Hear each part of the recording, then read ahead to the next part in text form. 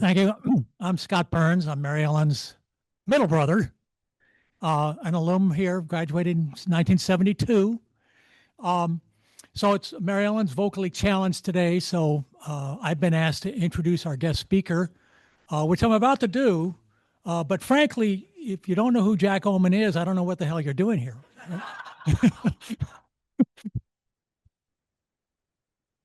But on the assumption that some of you just, were like, walking from the campus and needed a place to sit down. And if anybody else comes in and you'd like to give up your seat and stand outside and listen, watch it on Zoom on your phone, we won't object. There will be time for Q&A at the end. Depending upon your question, Jack may give a brief answer or he may pontificate till 3 o'clock. We don't know. But Jack Ohman, political cartoonist, editorial opinion writer, associate editor, former political aide, with a now formerly with the Sacramento Bee before the hedge fund purge managed to decimate him and others. Currently working for the San Francisco Chronicle. That's right. And we'll plug, Jack is also available on Substack. We'll have some cards. If you're not already using Substack for Jack, you should, and we'll give you information about it at the end. And what? We're going to get to that. Oh, and recipient of the Pulitzer Prize in 2016. And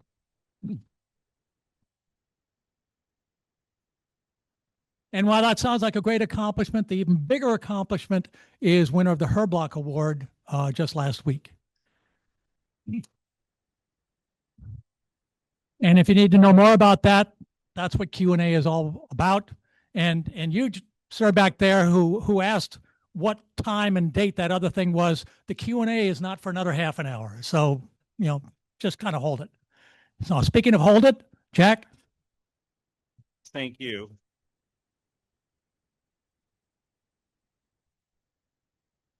I was told that I have to hold this microphone very closely for our Zoom audience, so let me thank the Zoom audience, and I will be doing half my gestures today when I'm giving my set speech, and I apologize for a set speech, and I'm wondering why I'm the only person in the room wearing a blue suit when it's 92 degrees. Well, I don't think that's a good idea. I did get new deodorant, but no. Thank you so much. And I'm really thrilled to be back at the Renaissance Society. This is my third appearance here. And I remember when I first came here about, 10 or 12 years ago, it was such a great way to meet new people. And back then when I came, I wasn't in your peer group. And all of a sudden I'm in your peer group.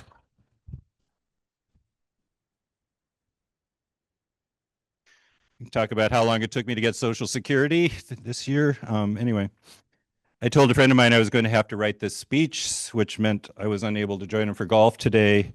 And he said, why can't you just get AI to write it? I have to introduce myself a little here. People wonder why I am the way I am. I was born in the election year 1960. My parents were named, I'm not kidding, John and Jackie.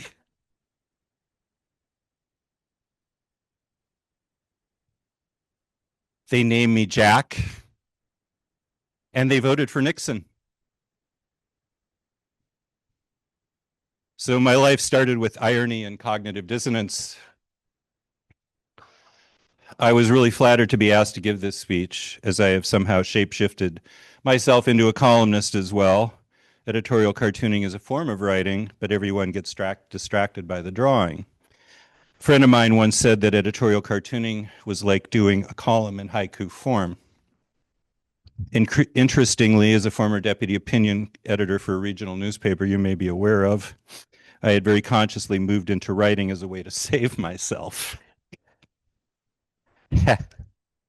As I do both cartoons and columns for the San Francisco Chronicle, I will try to lightly navigate both subjects tonight. I can tell you writing is doing better than editorial cartooning. There are probably only 15 full-time editorial cartoonists on newspaper staffs now, down from about 200 or so when I started doing this in 1978. I've had, I'm sorry to say, a 47-year career. And I know my boyish good looks are indeed deceptive, but it's true. When I parted ways with the you-know-what Hymenoptera-based name newspaper, I faced an entirely new media landscape. I didn't expect to be thrown under the bus at age 62 after winning a Pulitzer Prize for same said news organization, but here I am. The first call I got was from the Chronicle. My editor who hired me there is about 25 years younger than I am, and it was a relief to go to a major respected name brand media outlet. The first thing I told him was that I had once had dinner with Herb Caen when I was in my early 30s, a moment that seems surreal to me now. I'm not in any manner drawing a parallel between myself and Herb Caen other than that we live in Sacramento. We both speak English, another parallel.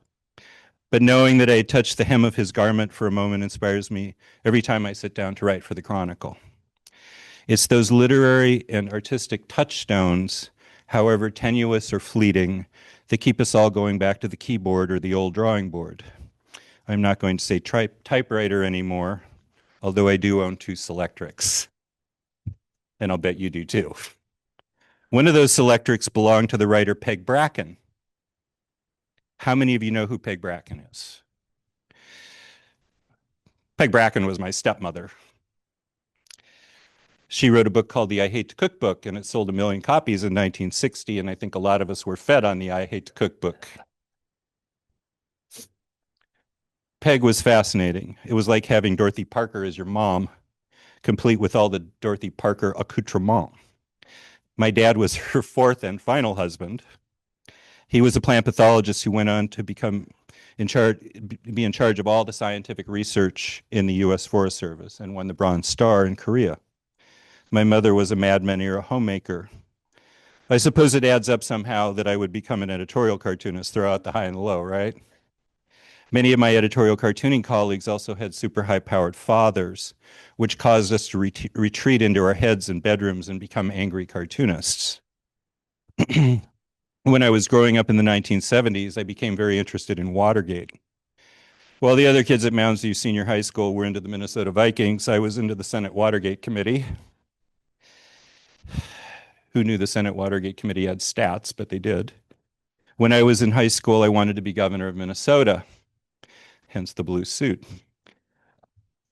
When Jesse Ventura became governor of Minnesota, I then realized becoming governor of Minnesota might have been easier than I thought.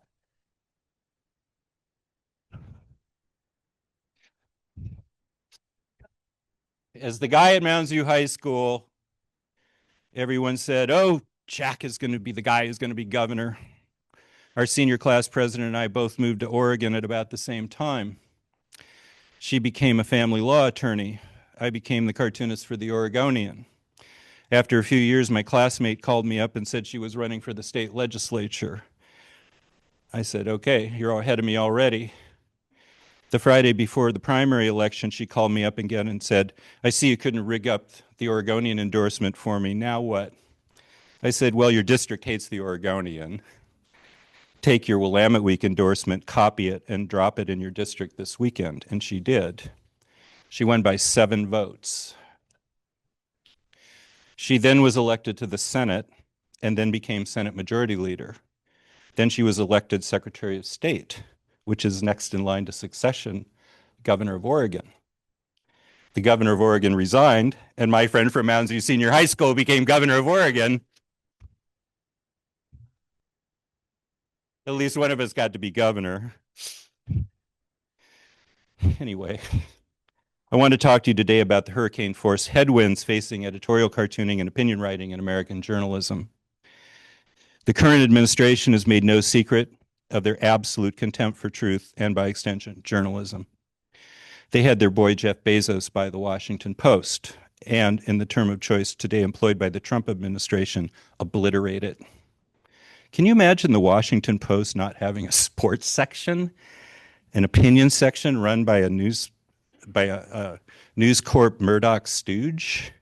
Can you imagine me, someone who's watched All the President's Men 134 times and syndicated by the Washington Post Writers Group for 6 years, canceling their subscription? I did. Can you imagine a Secretary of Defense It is defense people. Saying that he will bar photographers who take unflattering photographs during his news conferences, or only calling on right-wing parasitic news sites, barring the New York Times from the Pentagon briefings. I can't imagine it. Don Rumsfeld was a model of transparency. Local news outlets have been decimated by hedge funds. No need to name names here. With shrinking local papers, information shrinks about government. I got to put on my reading glasses, guys. You get it. I'm sorry. I'm doing 26-point type, and I thought I could do it. So anyway, I know you understand.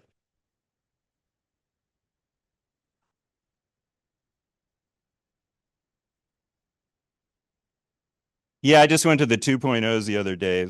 Anyway, thank you for commercial break for these reading glasses. Opinion goes away, or in the case of the Los Angeles Times, it's run through literally an AI bot to check for fairness.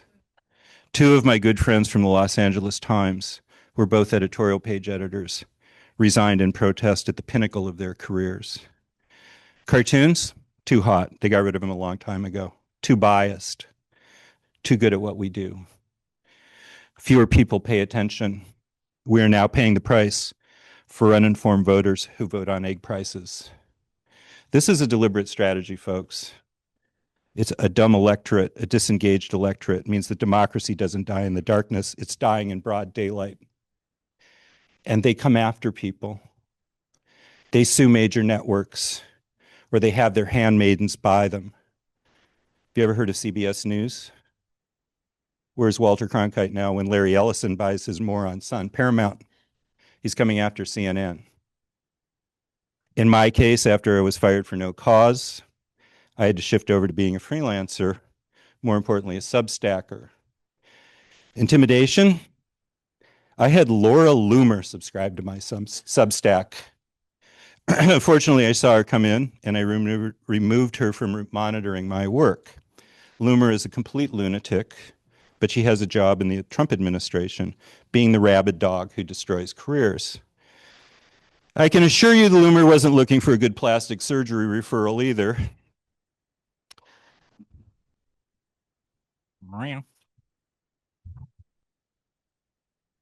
Like, I could do better than that, honest to God. I mean, with the Swiss Army knife, I could have done better. If they're coming for a political cartoonist in Sacramento, California, they have big plans. And they are coming for not just me or my other journalism orphans. They're coming for democracy. And you need to think about this and know that. Yesterday, I went to the Senate session honoring John Burton. Most of you know John Burton and his famous relationship with Anglo-Saxon rejoinders, shall we call them. They even had to suspend Senate Rule 122 yesterday so members could use John's word of choice that begins with F. Also, R.I.P. Country Joe McDonald. But I heard a state senator, a GOP state senator, these readers aren't that great either, give a fascinating encomium to John and how he had learned from John when he was in the assembly as a freshman Republican in the minority. It was the first actual bipartisan speech I've heard in a long time from a Republican. So if the senator could muster a nod to John, certainly other members of his party can give a nod to free speech, bipartisanship, and democracy itself. Thank you. We can withstand this if people of good faith from both parties stand up for what they say American values are: pluralism, equity, free speech, and free elections. If we can't agree on that, we're done. Look at Minnesota as an example. I'm one of them. I'm from Minnesota, and I can tell you that being outside when it's 0 out is a character builder. They got out in the streets in their parkas and their mittens and their mufflers, and they stood up. We're not there yet, but courage is not only contagious, it's the only weapon we have that works. Journalists should not have to worry about the First Amendment or any amendment. They should not have to worry about truth being out of fashion or passé. They shouldn't have to worry about ICE at polling places in 2026 or the invocation of the Insurrection Act in 2028, and neither should you. Cartooning cartooning has never been more popular thanks to the internet. Millions of people now share our work for free. Generally, in the old days, we were compensated. Now they say, oh, it's good exposure. For what, unemployment? A final assault/insult is the advent of AI. Nice AI posers, incidentally. AI is taking over editorial cartooning in a malicious manner. A few months ago, I noted that an AI artist on Facebook calling himself Toon America took one of my cartoons, along with many other cartoonists, ran it through AI, and redrew my cartoon badly, worse. This takes income, what little there is, away from actual artists. I encourage you to check out Assembly Bill 853, which makes sure that artists and writers are compensated when AI uses their work to scrape data and create AI-generated content. Now all creators like me have to improvise. I launched my Substack less than 2 years ago, and thanks to generous patrons, some of whom are in this audience, I know.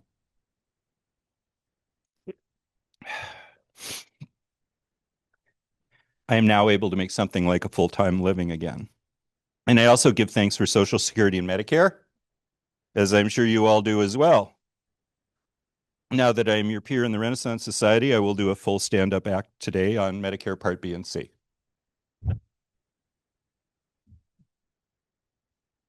What's C again? Is that the drug one? I can't remember. D? I'm still learning. Yeah, my 57-year-old wife is telling me all about this, right? Okay. I have about 9,300 subscribers already, and about 9% of them are paid subscribers. I am grateful to each and every one of you who are subscribers, free or paid. I slightly favor the paid subscribers, but I'm ecumenical. Because of that support, seriously, I am able to keep my lights on and without the hedge funds.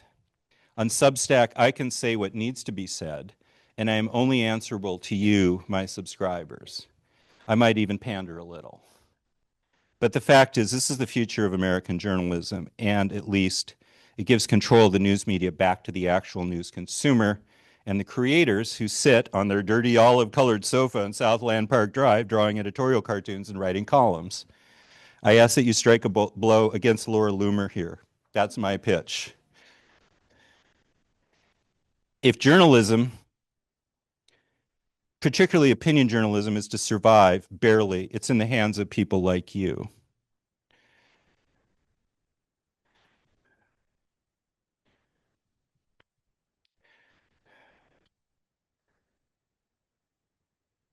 It really is.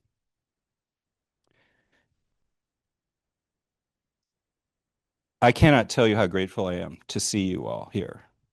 I'm not reading anymore. But I'm not done yet. Thanks.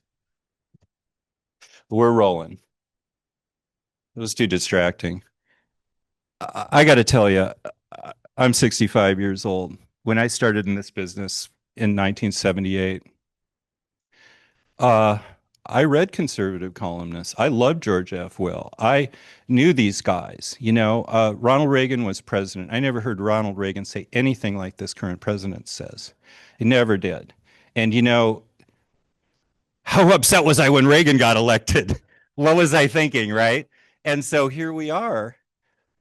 I mean, did you ever see the movie Network? Who's seen the movie Network? We're living it. Okay? We're living this. Howard Beale isn't Donald Trump. Howard Beale was a truth teller. The guy who owns Howard Beale, remember the speech at the end? You know, Mr. Beale, this is the natural order of things, you know, and the billionaires are literally controlling the news media now. They're selling it off. They're throwing it off into the wind. They do not care. They don't care about you. They don't care about your kids. They don't care about your IRA. Nothing. Look at this war. Tell me why we're in this war. I was a naval officer candidate 25 years ago, before Iraq, okay? And I can tell you, it's a different environment. I mean, and I was ready to, you know, I didn't get in, but I was ready to go. I volunteered, okay? And I mean, when people like me, libertard cartoonists, volunteer for the U.S. Navy, are sidelined for Don Jr. and Eric and Barron, who I think is 18 years old. I think he can join the military if I'm not mistaken. Oh, 20, I'm sorry. Even better. He'll be better at pull-ups. And, so this is where we are. And I mean, imagine doing what I do for a living. I can't believe it. I'm a cartoonist. I distort reality for a profession. And like, if you would have said to me 20 years ago, Donald Trump, the show that your wife watches all the time, and no, I'm not married to her anymore, but like she was on top of that show. And I said, why do you watch this guy? I hate everything about him, the red ties and the you're fired and, he's a clown and he's in bankruptcy and you're giving this guy his attention. We did this for him. If you watch that show, you did it. We all bought, okay, I didn't, but I watched my wife watch it, okay? But look, we're all complicit in everything, okay? I mean, the Crusades, I'm sorry, but I mean, yeah, sorry about Battle of Hastings, that's me. But we all bought into this, and I think of all the media creatures, and he is a creature of the media, how is it that we wound up with Donald Trump? Like, even Charlie Rose would be better. I mean, you name the guy, name the media figure who came up out of this. Oprah, Oprah could have run for president. She probably could have won. She may still be able to win. And we have, I'm sorry, a race in California right now for governor, which I'm covering. And I don't want to despair. I think there's some really good candidates in this race. And even some people I'm about to mention are good, solid people and candidates. Do you think that Eric Swalwell would have been elected governor 20 years ago? The guy's like an Instagram figure. I'm sorry. I mean, I think he's a smart guy. He may well become governor. But like, why isn't Betty Yee out front? Betty Yee spent 20 years in, memorizing budgets. Well, she's not that great on TV. Well, I've met her in person, and you know what she's great at? Maybe being governor of California, right? So we always hold these people to these standards, the media culture standards. Tom Steyer, I met him. He's a great guy. I think he's sincerely committed to what he's doing. I think he'd be a good governor, too. But Tom Steyer would not be Tom Steyer if he wasn't spending $100 million on this race. I'm sorry. It's just a fact. Katie Porter, who I like very much. I'm not going to lie. She's got $6 million right now. How is Katie Porter going to compete against Tom Steyer, Eric Swalwell, Matt Mahan? Who do you think wants Matt Mahan in? Palantir. You know who owns Palantir? Pete Thiel. And I'm like, is this where we are?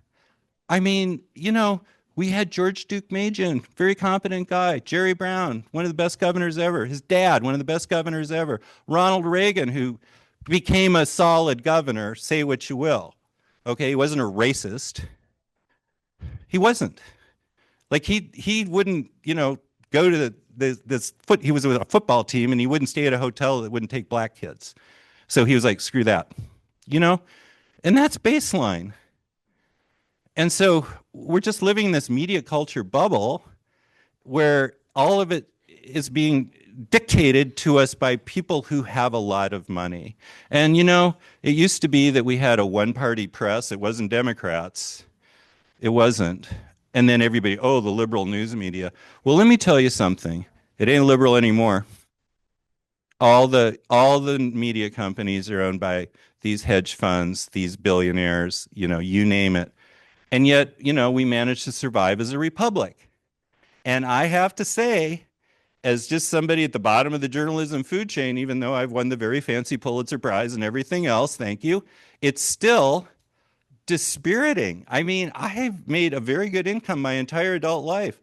And I go to work for a company where I literally won the Pulitzer Prize for them. Thank you for your service. The Bee didn't fire me. But I'm just saying, it's like, what kind of country are we living in now? So, not to be too cornball about it, if you subscribe to my Substack and other Substacks, and I subscribe to a lot of other Substacks paid, And when I know that one of my colleagues needs a paid subscriber, I step up. And so this is the future of American journalism. It's delivered right to your mailbox, your inbox. At least I feel like a little bit of democracy is being restored in American journalism. So thanks for letting me take off my reading glasses and giving a little political speech at the end there. But I'd be delighted to answer any questions that you have. Well, Chris, my wife and Chris secretly didn't collaborate, but we all managed to pull these cartoons together that I won the Her block for. If you want to run that real fast. No,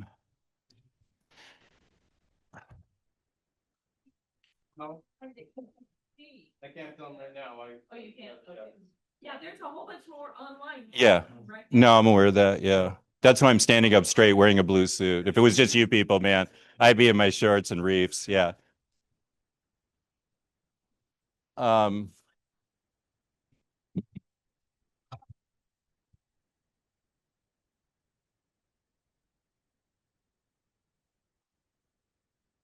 Now, normally I don't like to narrate my PowerPoints. I won't. I just kind of like to show them, and if you get it, you get it. That's great. I will say a couple things. I pride myself on detail. I made very sure that I did a good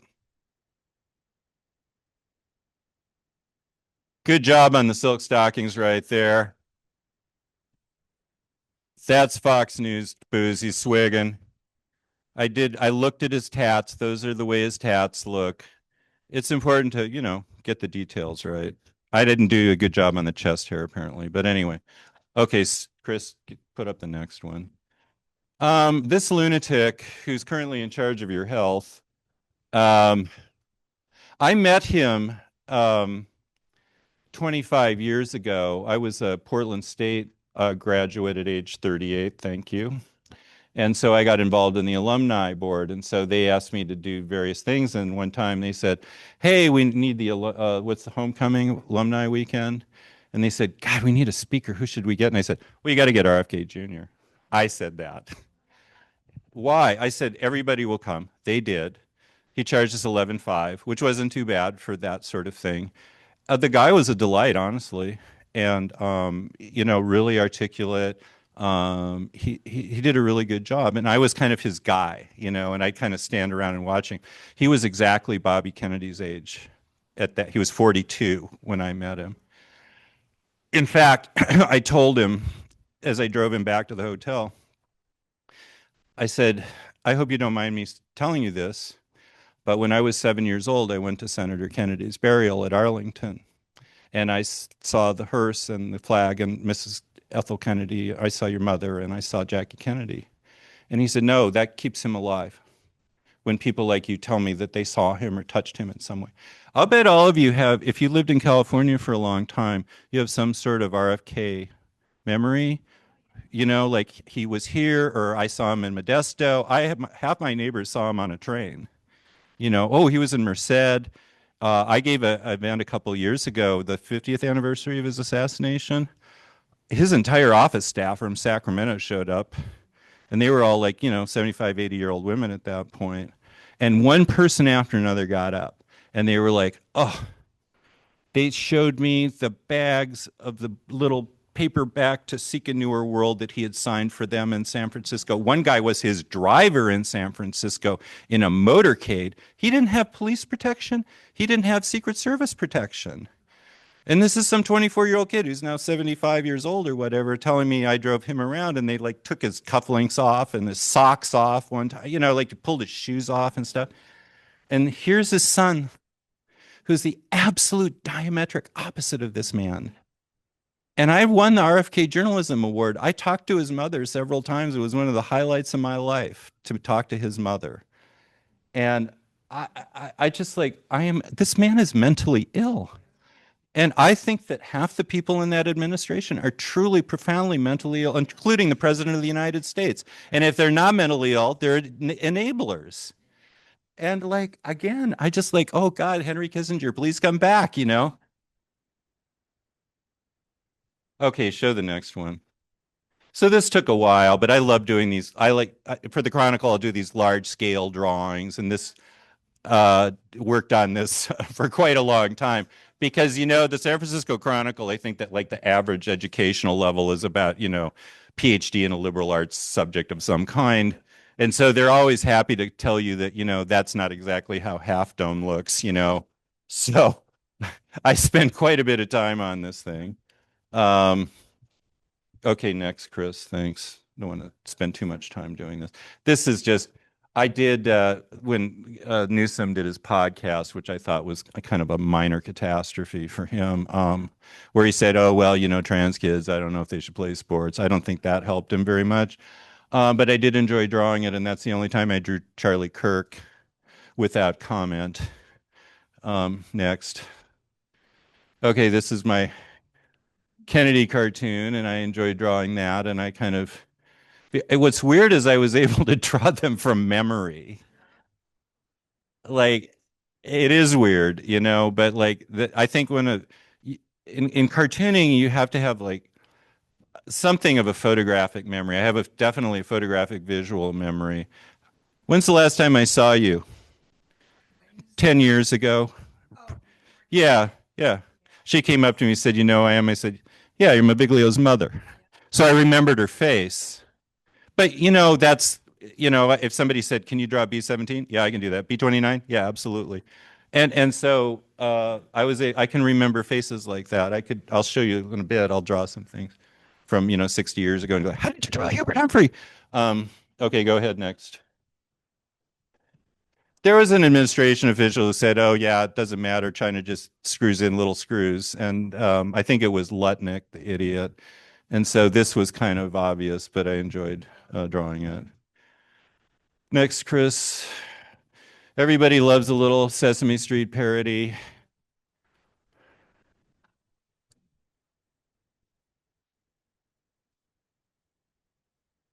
I can do my. Um,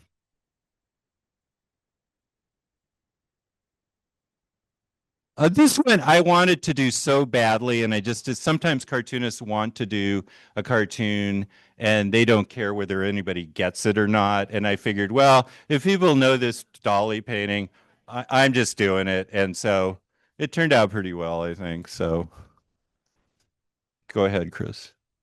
And then this is another kind of more detailed cartoon, but just all the military screw ups and disses and disrespect that this administration has engaged in. It's insulting not just to veterans who, I don't care if, I mean, look what happened in Iran or, the rocketing of the first 6 kids who got killed. They're like National Guardsmen from Iowa. My son's girlfriend, longtime girlfriend, was a sergeant in the Oregon National Guard, and she got deployed to Dubai, excuse me, on that huge joint base. I can't remember what it is. Well, she just spent 11 months underground. And of course, Trump assassinated Soleimani while she was there. So, they were waiting to be rocketed. And she's just some kid from Tennessee, HR E5. And this man is willing to kill these kids just for fun. He's the phrase, let's just bomb them just for fun. Well, maybe what if you lost a B-52 crew? What if you lost a B-1 crew? What if you lost a B-2 crew? They lost a tanker refueling crew. People die in combat without ever being shot at. It's a dangerous thing to do. When I was a naval officer candidate, I went to the Pentagon for my interviews. I was sitting in this their office is called God, I'll think of it in a minute. It's the Navy Public Affairs, like comms group. And I was sitting in the office of a captain who's one of the 3 captains who interviewed me. And I looked out his window, and these are like, you think it's going to be a Tom Clancy movie, and it's like, the Merced Star newsroom. I mean, it's really grimy, kind of, cruddy, cubes. And oh, and I look fantastic, man. You should have seen me. I weighed 180, and I was wearing my suit, and my hair was short. And I looked out the window, and I said, "What's the scaffolding for?" And he said, "That's where the nose cone of the plane stopped." the nose cone of the plane stopped. So you can just be sitting in your office at the Pentagon and get killed. And they were all knocked to the ground, but the glass didn't break. And like a lot of the people were in the, in the inner ring, and they saw the fireball go up and they said, oh, everybody in our office was killed, but they weren't. Right. So like, that's what I'm talking about. When you're president of the United States, you got to be careful about American lives. Next one. This one is, he got into some tangle with Springsteen. I can't remember exactly what it was, but I thought, well, I got to do a parody of this album cover. And I literally traced it. And I have a son who's a bass guitarist, like a professional bass guitarist. And I thought, I just looked at that guitar for 28 hours. Like, I hope this is right, because if it's wrong, he's going to call me up because he'll say the screw is over there and not over here. And, oh, that's the wrong, plate or whatever the hell it is. So anyway, next. This is another big chronicle. I do these big the big, spreads for the Chronicle. And so they take all day, as you can see. And I really, this is kind of my favorite cartoon to do if I've got the time. Now, I will tell you that the Chronicle is remarkably liberal about things. And so I said, hey, look at the punchline. Make sure everybody sees the punchline. Cybertruck, you, pal. And he said, yeah, it's okay. It's San Francisco. Go ahead, next. And one of the things I like drawing old presidents and people like that. God, I even drew Daniel Webster a couple years ago. If you get it, you get it. But just old sepia tone scenes, and so I was just. My mind is like, I was telling the group earlier that how I work is I'm always working backwards from the phrase, and so I was just like, I like Ike, I like Ike, I like ice, I like ice. There's the cartoon, right? So, next. This one I self-congratulated and was afraid to put out all at the same time. And I sent the rough to a couple other cartoonist friends of mine. Huh? Oh, okay. Yeah, well, don't get me started. Anyway, but I sent it around because I thought this is pretty close to the edge here, and now there's no edge. And I don't know who's to blame. I'm not saying that, I don't actually say the wrong thing from time to time, but like this would not have been possible when I started in 1980. I remember when they did the urine testing for the Reagan administration, all the cartoons were, oh my God, how are we going to draw urine testing? I mean, and it's just the bar. It just keeps going. And then now there's no bar, there's no floor. And now we're in the molten center of the earth. So,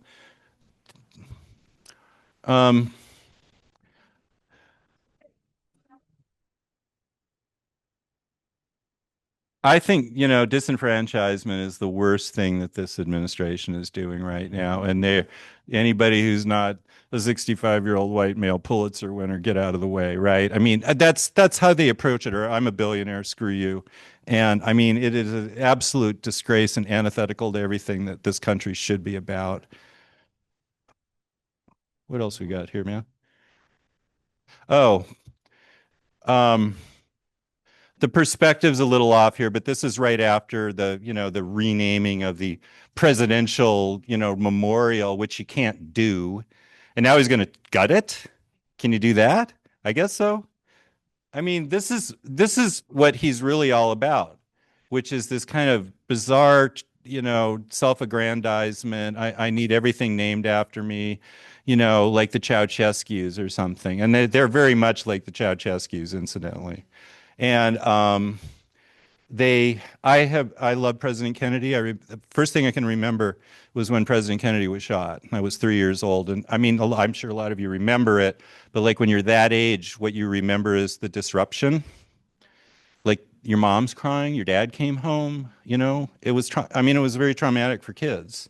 And I still talk to the girl who was sitting with me when Kennedy was killed. We were watching As the World Turns, actually.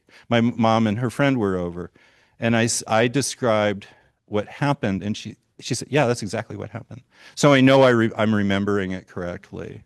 But I mean, I go see President Kennedy's grave mostly when I go to DC, and this is just like, it's beyond tragic to the memory of President Kennedy that this man, has sullied that building and that memory with his nephew as well. So I think that's the last one, isn't it? Thank God. Okay. You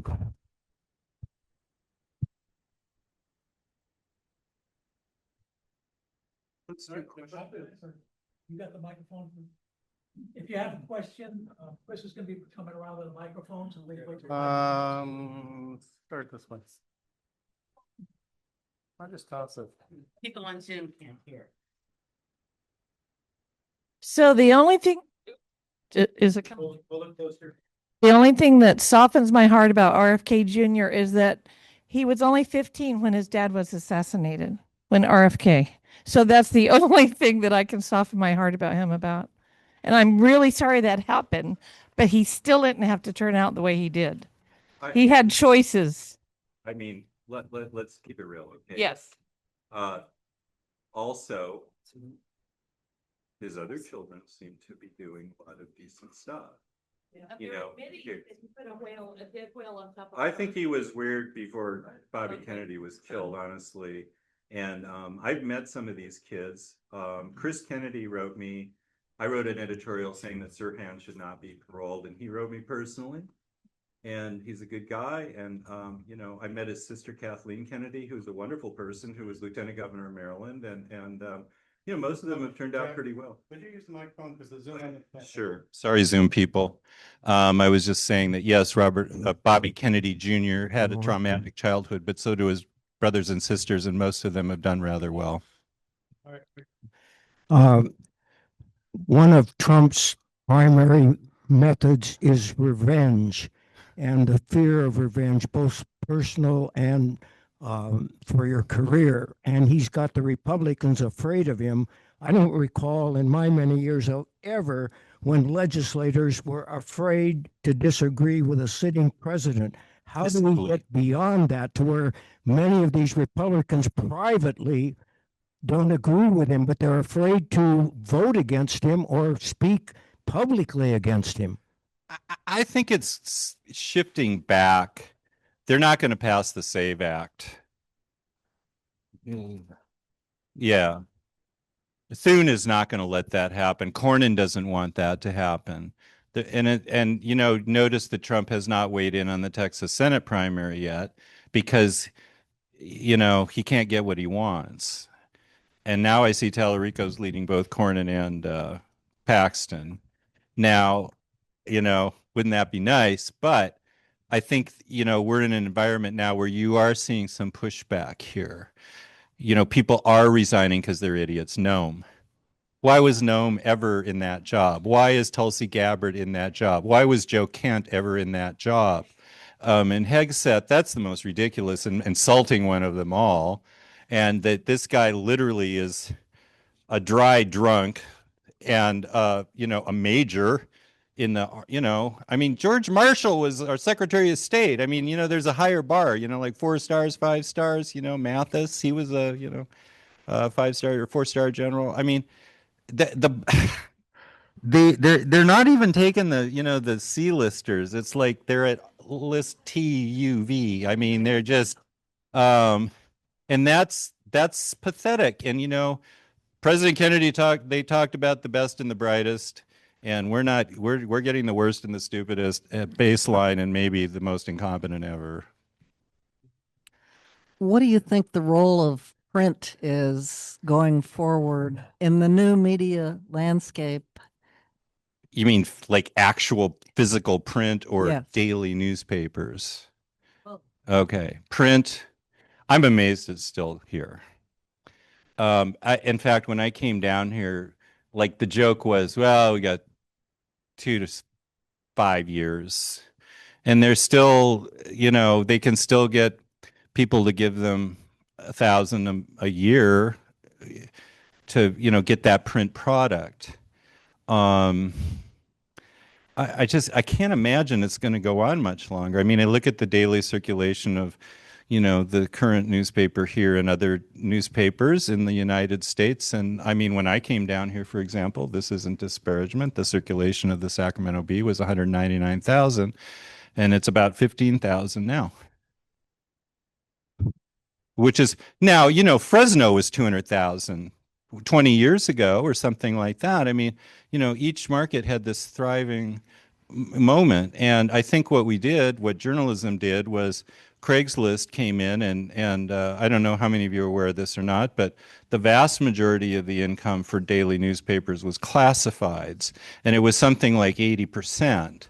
And then it's just shifted around to almost all subscriber money and some ads. I think it's like 80% subscription and 20% ads. There's no classified ads. Have you picked up a classified ad recently? What are the implications of this jungle primary that we have here in California? Is it possible that can you give us the details on? Yeah, it's absolutely possible. But I'm covering the question was about whether, you could have this top two primary and wind up with Hilton and Bianco as your choices. I would put it at a low, 20%. I think what's going to happen is that, Porter or Swalwell or Tom Steyer will break through somehow. Like, there's still like a huge number of people undecided in this primary. It's something like a quarter. That breaks, who knows? I don't know. Listen, George Skelton is? He's the LA Times political columnist. I have breakfast with him every Saturday. We just throw up our hands every Saturday. It's like, I got nothing. I talk to all the political columnists all the time. And it's like, what I'm hearing now is like, probably Swalwell sneaks through. That's kind of the smartish money. And I'll tell you why. Because Pelosi has turned on the spigots for Swalwell. The Schiff endorsement was the first shot. She might not come out and actually endorse him, but you can see now all of a sudden that he's getting some traction. Now, I called his comms guy for an interview a couple days ago, and they will not call me back, apparently, because I was too tough on him. So I'm not saying vote for him. But I'm saying that I think there's no way to tell how this is going to play out. My gut's telling me that there will be a Democrat with Hilton. And you'd be lucky to get Hilton as governor between those two. I have two questions for you Yeah. myself, and they kind of related. And some of the people in here probably don't know about Substack, so explaining to them about that would be one thing. And I think the second question sort of falls into that too. How do you find out more about local issues if you don't have a local newspaper? Me personally? Or No, us in general, us Sacramentans. Abridged is very good. I really recommend Abridged. Yeah, I like My son has written for Abridged. It's run by very smart, good people. Ryan Lillis and Dan Smith was there, who was our political editor or bureau chief, whatever he was. A lot of really solid former B type. Benji Eagle, fantastic young talent. They're well funded. It's well written. I'm a fan. I give them money. I really recommend Abridged. Great. Oh, great. And I think they're trying to do the right thing. And so that's number one. Look, all my friends, a lot of my friends still work at the Bee. Okay. I mean, I don't tell people not to read the Bee. I wish it were stronger, honestly. And I think that the people who are there trying to work hard and do the right thing. No kidding. They didn't do it to me. Okay. And the other one was Substack. For the people who don't know what that is. Substack, I'm more than happy to educate you with the several hundred cards. I will teach you how to use a QR code. Substack for me has been a real lifesaver. 70% of my income is now from Substack. I'm not doing what I was doing, but with Social Security, I'm okay. And my wife was out of work for 8 months too, and now she's back to work. And I did save, okay. I didn't, I didn't blow it. So like I'm okay. But like this is important, a part of my income.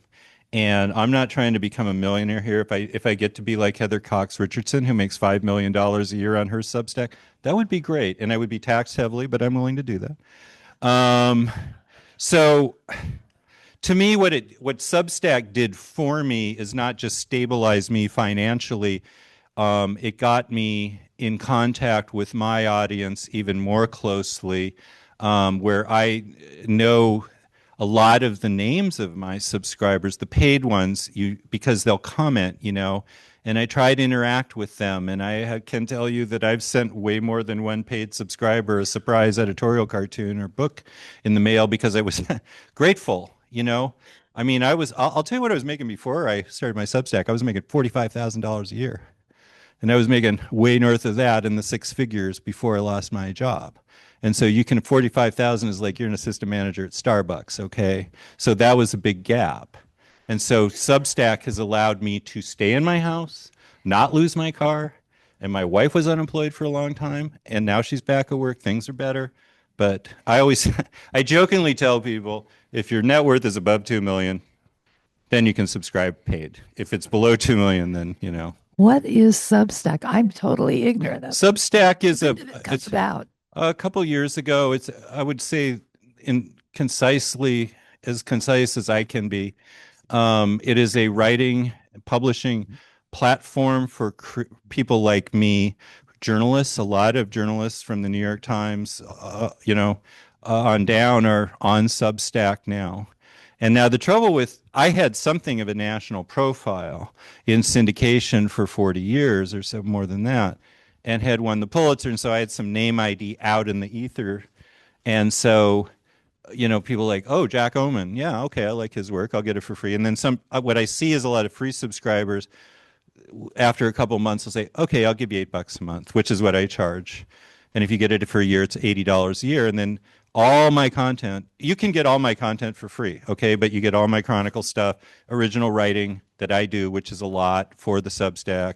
If you want to read about my dad from 1931, I got a lot of that kind of stuff in there. I really enjoy doing nostalgic life, baby boomer essays, I'll write about the space program all day, and stuff like that. I mean, I know who my demographic is, right? And so that's what I'm doing. And then a lot of other people, there are knitting Substacks. There are bass fishing Substacks. There are, everything. But mostly I think it's perceived as a writing and journalism platform now. Okay? You're welcome. Okay. The Zoom people are driving me crazy. Why don't you just come into the room? Rhymes with Zoom. Okay. Yep. I have a question. I look at the website Politico. Yeah. And who funds them and how do they select their Friday political cartoons? One of my best friends picks out the cartoons.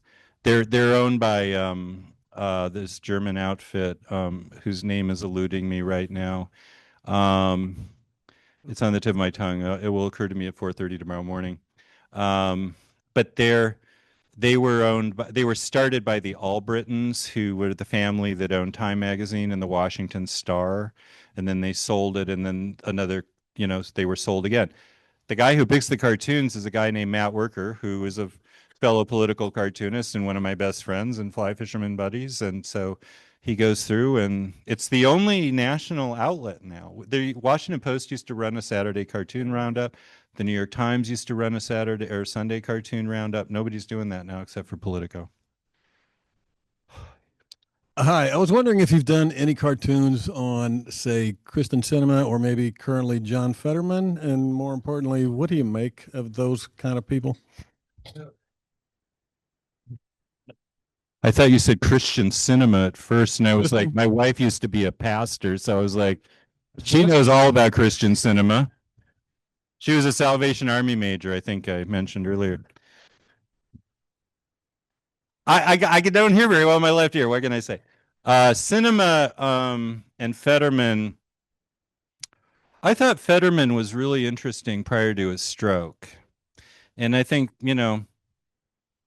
I'm not digging it now. And I thought he might have been the Democratic answer in some ways. You know, this smart guy who's charismatic, who doesn't look like a JFK clone, who can go in and talk smack in the, you know, the towns with the real folks, you know, people not like me, you know, but he had a great touch.